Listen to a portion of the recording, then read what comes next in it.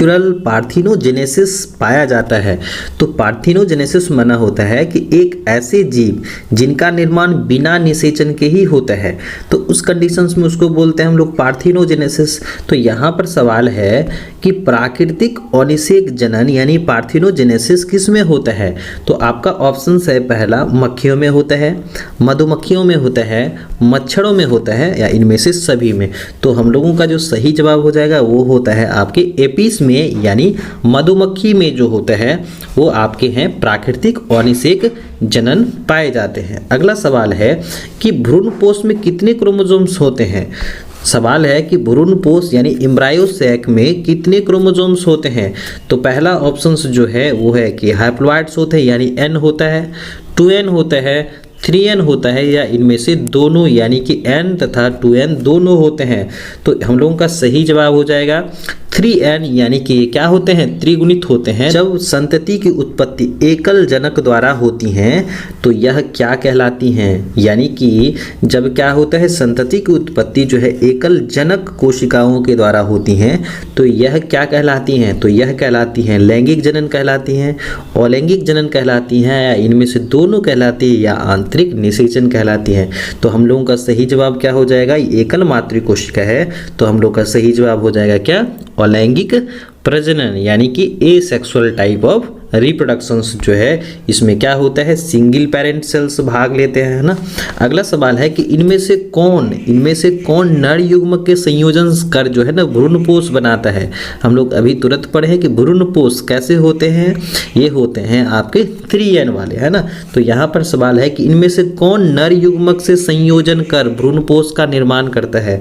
तो इसमें से ऑप्शन है अनिषेचित अंड, सहायक कोशिका, एंटीबोडल सेल और द्वितीयक केंद्रक। तो हम लोग का सही जवाब हो जाएगा द्वितीयक केंद्रक, यानी सेकेंडरी न्यूक्लियस क्या करते हैं, फ्यूज करते हैं और भ्रूणपोष का निर्माण करते हैं।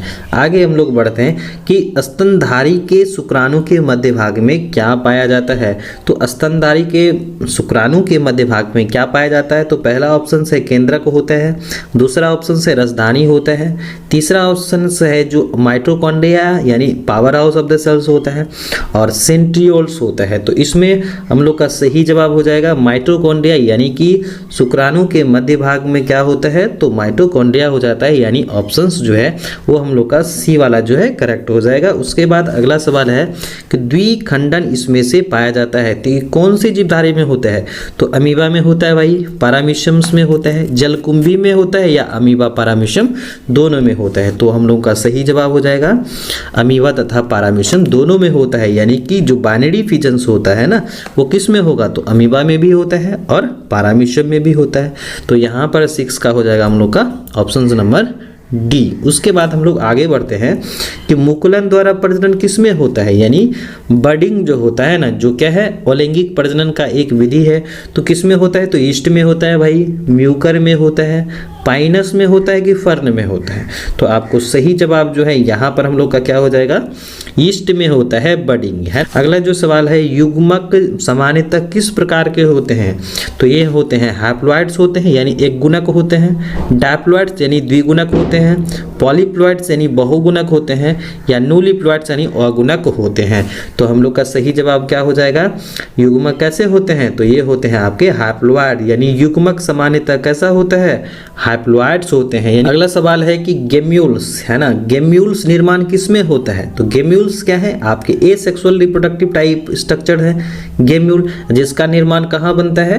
तो आपका जो है पहला ऑप्शन है ईस्ट में बनता है, हाइड्रा में बनता है, अमीबा में बनता है, या स्पॉन्जेज में। तो हम लोग का सही जवाब हो जाएगा स्पॉन्जेज में क्या होता है, गेम्यूल का फॉर्मेशन होता है, जो क्या है आंतरिक मुकुलन के उदाहरण में आते हैं, यानी आंतरिक मुकुलन के प्रकार में। तो हम लोगों का यहाँ पर जो है आंसर हो जाएगा डी वाला। इनमें किसे बंगाल का आतंक कहा जाता है, यानी टेरियर ऑफ बंगाल इनमें से किस पौधे को कहा जाता है, यानी बंगाल का आतंक कहा जाता है? इसमें से पहला ऑप्शन से हम लोगों का है ब्रायोफाइलम को कहा जाता है, जलकुंभी को कहा जाता है, एगेव को कहा जाता है और केला को कहा जाता है। तो इसमें से हम लोग का सही जवाब हो जाएगा वाटर हेसिंथ को, यानी जलकुंभी को हम लोग क्या कहते हैं, बंगाल का आतंक कहते हैं, यानी टेरियर ऑफ बंगाल कहा जाता है। अगला सवाल है कि एमनियोसेंटेसिस एक प्रक्रिया है। तो एमनियोसेंटेसिस किस प्रकार की प्रक्रिया है? हृदय में विकार की जानने की प्रक्रिया है, दिमाग में कमी ज्ञात करने की प्रक्रिया है, भ्रूण में अनुवांशिक विकार की ज्ञात करने की एक प्रक्रिया है, और उपरोक्त में से सभी है। तो हम लोगों का सही जवाब हो जाएगा भ्रूण में अनुवांशिक विकार ज्ञात करने की एक प्रक्रिया है।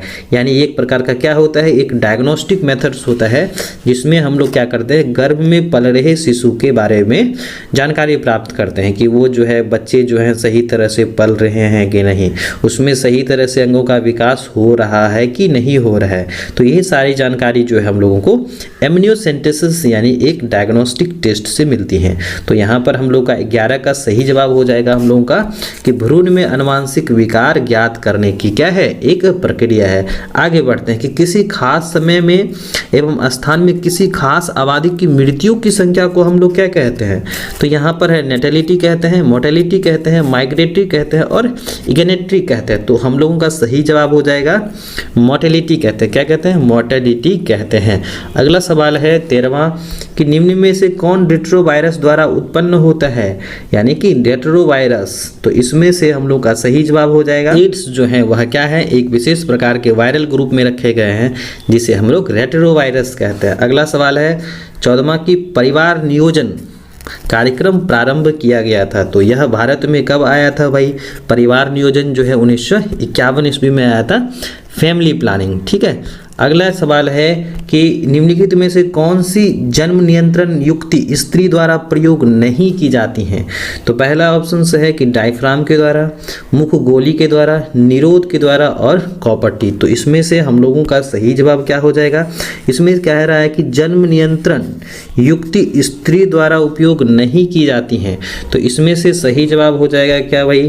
तो इसमें हो जाएगा निरोध। ये जो है आपके पुरुषों के द्वारा क्या किए जाते हैं? कंट्रासेप्शन यानी कि आपके जो है अवरोधक विधि में उपयोग किए जाते हैं। अगला सवाल है कि जन्म पूर्व जांचने की प्रक्रिया को क्या कहते हैं? जन्म पूर्व भ्रूण को जांचने की विधि का क्या नाम है? तो इसमें पहला है लेप्रोस्कोपी है, एमनियोसेंटेसिस है, वीर्यसेचन है या काइटिकस इंटेरिकस है। तो इसमें से हम लोग का सही जवाब हो जाएगा एमनियोसेंटेसिस है। क्या है? एमनियोसेंटेसिस अभी हम लोगों ने देखा था। ठीक है।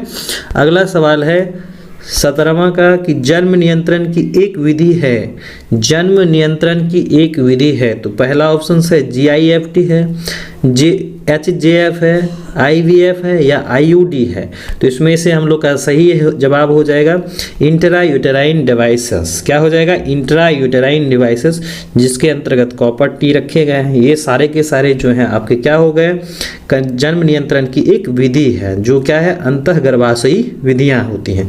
अगला सवाल है कि कौन सी तकनीक पुरुषों से संबंधित होती हैं? पहला ऑप्शन से मौखिक गोली, ट्यूबेक्टोमी, वासेक्टोमी या इनमें से कोई नहीं। तो हम लोग का सही जवाब हो जाएगा वैसेक्टोमी, जो क्या है? पुरुष नसबंदी को हम लोग वैसेक्टोमी कहते हैं। अगला सवाल है कि संतानोत्पत्ति नियंत्रण के क्या उपाय हैं? तो यहाँ पर जो हम लोग का जो है पहला ऑप्शन से हार्मोनल विधियां हैं, प्राकृतिक विधियां हैं, यांत्रिक विधियां हैं या इनमें से सभी विधियां जो है कारगर हैं। तो इसमें से हम लोग का सही जवाब हो जाएगा इनमें से सभी विधियां जो है संतानोत्पत्ति नियंत्रण में क्या है? कारगर होती हैं, उपाय हैं। ठीक है। अगला सवाल है स्तनधारियों में निषेचन की क्रिया कहाँ संपन्न होती हैं? तो पहला ऑप्शन है अंडाशय में होती है, गर्भाशय में होती है, फेलोपियन नलिका में होती है और योनि यानी वेजाइना में होती हैं। तो हम लोग का सही जवाब हो जाएगा फेलोपियन नलिका में क्या होता है? निषेचन की प्रक्रिया क्या होती है? संपादित होती हैं।